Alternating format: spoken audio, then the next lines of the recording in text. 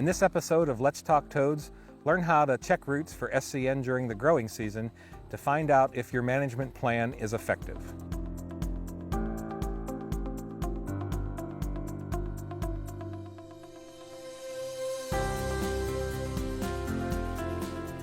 One of the things you can do in mid-season to check if you have SCN is you can dig some roots yourself. And so what I do is I grab a shovel, I go out into the field and very carefully dig them up. If you pull them, the cyst will fall off. Those white females are only held on by their mouth parts and they're just going to come off. I also take a 5-gallon pail of water sometimes if the soil's pretty hard, and then just carefully massage off the soil. And what you're looking for are these small white females. They're cream colored and they're maybe 1/5 to the 10th the size of a nodule. So the nodules are root colored, they're healthy. You're looking for something much smaller. And typically I'll bring a hand lens with me and a flashlight because you often can't see them very well with your naked eye. But in this particular case, we're standing in a field where there's a susceptible variety planted and they're really easy to see.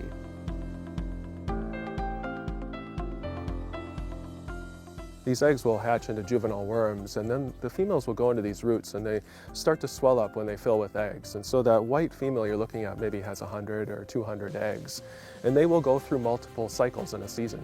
So in North Dakota that might only be 2 or 3, but in Missouri that might be 3 or maybe as many as 6.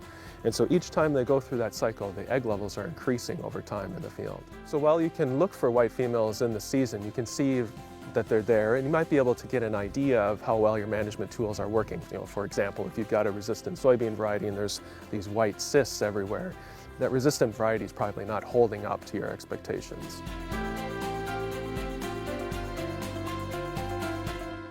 I would recommend looking in the mid-season, looking in July, seeing if you can find them, but then come back in the fall and do some soil sampling. And when your egg levels get really high, your likelihood of yield loss is greater, and it's also really difficult to manage it. So when you manage this, you've got to manage it over time. You've got to get those egg levels down.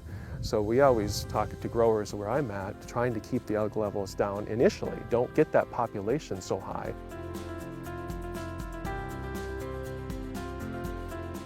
There's a good number of states where the soybean checkoff organization in that state will cover the cost of the samples.